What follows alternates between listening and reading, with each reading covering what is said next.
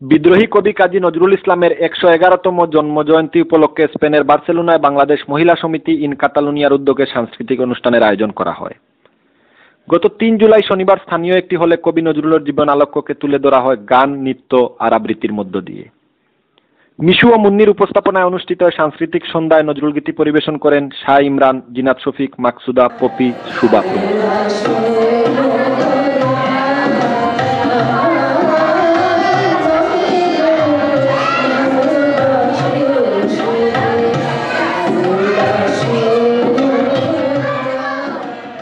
মহিলা সমিতির সদস্যরা ছাড়াও বাংলা স্কুলের শিশু কিশোরদের গান, নাচ উপস্থিত দর্শক শ্রোতারা বেশ উপভোগ করেন।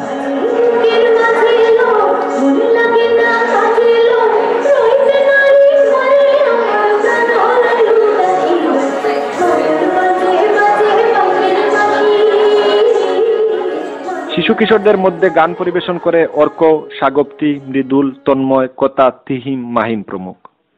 নৃত্য পরিবেশন করে মিম, ফ্লাবিয়া ও চন্দ্রিমা। প্রবাসে হলেও নজরুলের কবিতা, গান এখনো যে বাঙালি সত্তাকে জাগিয়ে তুলে, বার্সেলোনায় নজরুল জন্মজয়ন্তী অনুষ্ঠানে সেটাই প্রতীয়মান হলো। এ দ্বারা অব্যাহত থাকবে, এটাই সকলের প্রত্যাশা। Afaz Johnny, NTV news, Barcelona, Spain.